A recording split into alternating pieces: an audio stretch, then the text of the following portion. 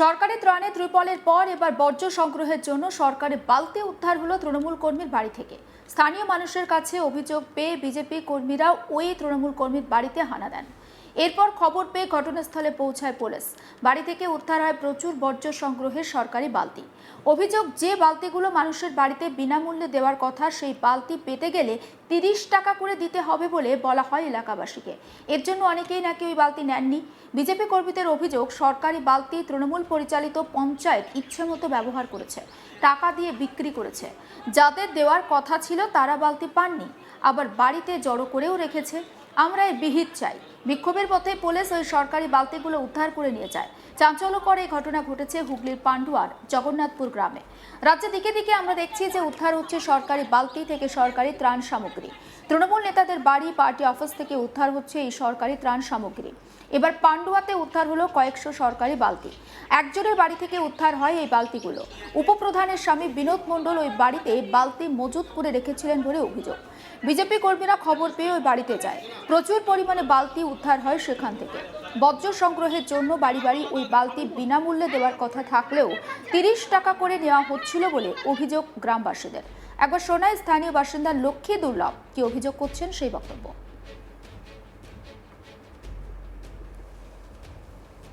কিসের জন্য নিয়েছিল 30 টাকাটা? কিসের জন্য নিয়েছিল সেটা জানি না, কিন্তু ওরা বলেছে সরকারের থেকে বলছে 30 টাকা দিতে হবে, তারপরে বালতি দেবো। আমরা বলছি যদি 30 টাকা না দিতে পারি তাহলে কি বালতি দেবে না? বলছে না। আমরা ওই জন্য আনতে যাই না। আচ্ছা, আমরা দিয়ে বলেছিলাম সরকারের জিনিস তো এমনি ফ্রি দেওয়া যাবে, কিন্তু বলছে এটা ফ্রি হবে না, 30 টাকা করে লাগবে। দিয়ে 30 টাকা এখন তো সবসময় পয়সা থাকে না, ওই জন্য আমরা আর আনতে যাইনি বালতি। মানুষ সন্ধ্যা দুর্লভ নামে অপর স্থানীয় বাসিন্দা, তার কি অভিযোগ সেটাও শোনাবো। বলছে 30 টাকা করে দিতে হবে, 30 টাকা করে সব দিয়েছে, বাদ বাকি পয়সা নিয়ে আর এগুলোকে লুকিয়ে রেখেছে। এখন তো পাচ্ছি প্রমাণ, আমরাও পাইনি বালতি। আর যারা দেয়নি তারাকে দেয় না, পয়সা দিতে পারিনি বলে আমাদেরকে দেয়নি। আপনারা বালতির জন্য পয়সা দিয়েছিলেন? না, আমরা যাবে আমাদের বাড়িতে হয়তো দেবো, আমরা তো জানি না। সেই পয়সাটা ওনারা নিয়ে দেয়নি, ঘরের মধ্যে লুকিয়ে রেখেছে। আমরা লোকের মুখে খবর শুনে তো আসছি। ঘটনাস্থলে পান্ডুয়া থানার পুলিশ ও কেন্দ্রীয় বাহিনী উপস্থিত হয়। সরাই তিন্না গ্রাম পঞ্চায়েতের উপপ্রধান স্বপ্না মণ্ডলের বাড়িতে বিক্ষোভ দেখাতে শুরু করেন গ্রামবাসীরা।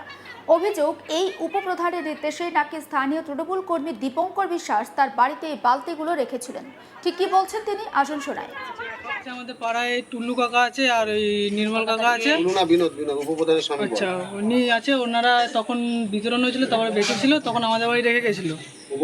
তারপরে আমরা আগেও বলেছি যে নিয়ে যাওয়া হোক, ঠিক আছে।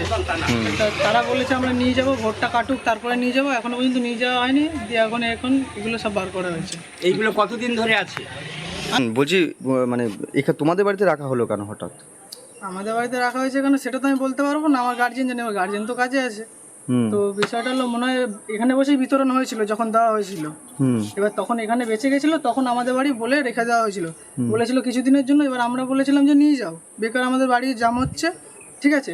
তো ওরা বলেছে আজ নয় কাল এই করে পড়েছিল। কারা রেখে গেছিল এগুলো? এগুলো ওই যে বিনোদ আর হলো উপপ্রধানের স্বামী, আর আমাদের পাড়ায় একজন আছে আমার সাথে থাকে, উনি নির্মলবালা। তো তোমরা এখানে রাখতে দিলে কেন এগুলো? এবার তখন বলে গেছিল, এবার আমি তো বলতাম না, গার্জেন রেখে দিয়ে গেছে, গার্জেনকে বলেছিল, সে রেখেছে। কতদিন ধরে রয়েছে এগুলো এখানে? আছে, অনেক দিনই আছে, তাও মাস চারেকের উপরে হবে তো মনে হয়। 9 মাস প্রায় হবে। হ্যাঁ, দিয়ে এখন এগুলো বার করলে কেন? এখন এগুলো বার করে বলা হয়েছে সবাইকে, তারপরে বলার পরেও তো তারা শোনেনি। এবার সবাই মিলে এসে বার করা হয়েছে। কে রেখেছিল এগুলো? ওই তো উপপ্রধানের স্বামী। তোমাদের বাড়িতে কে রেখেছিল? ওই তো ওনারাই রেখেছিল, ওনারা যখন বিতরণ করেছিল তারপরেই রাখা হয়েছিল, ওই উপপ্রধানের স্বামী আর আমাদের পাড়ার ওই নির্মলবালা। হ্যাঁ, তো সরকারি জিনিস এরকম ভাবে বাড়িতে রাখা যায়? সে তো রাখা যায় না, সেটা আমরাও জানি। এবারে রাখা হয়েছিল, ওনারা বলে গেছিল, তাই জন্য রেখে দেওয়া হয়েছিল। তোমার বাবা কোনো রাজনৈতিক দল করে না? না, আমার বাবা কোনো রাজনৈতিক দল। এ বিষয়ে তৃণমূলের পঞ্চায়েত সদস্য নির্মল বালাকে ঘিরে বিক্ষোভ দেখান স্থানীয় বাসিন্দারা। অভিযোগ, এই সরকারি বালতি পাওয়ার জন্য তিনি নাকি গ্রামবাসীদের কাছ থেকে 30 টাকা লাগবে বলে দাবি করেন।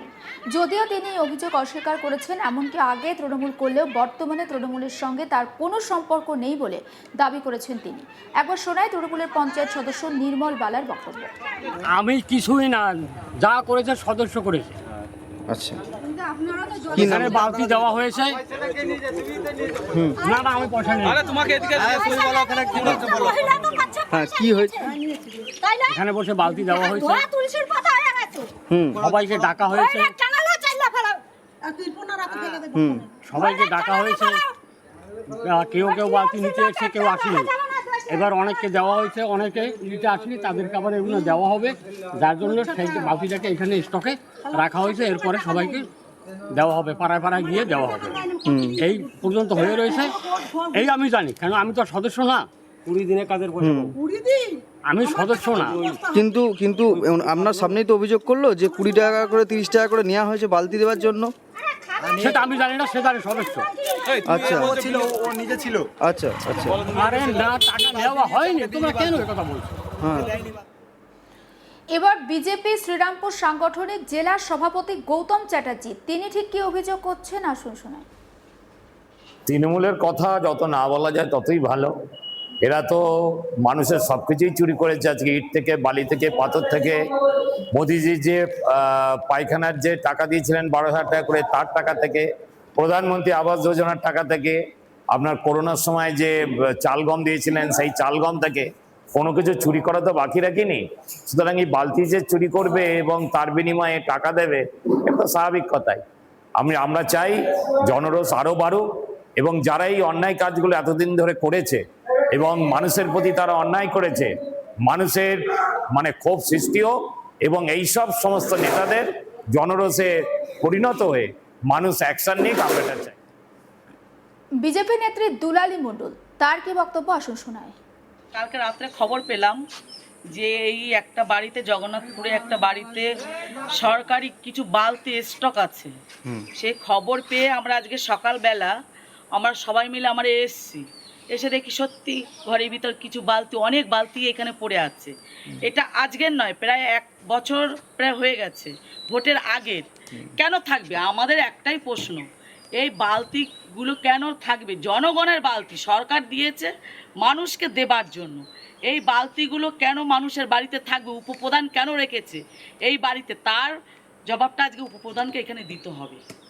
এগুলো তো বিলি করার কথা ছিল। এটা তো বিলি করে, এই বালতির পিছনে একটা বাড়ি থেকে 20 টাকা করে নিয়েছে, এই বালতি বিক্রি করেছে।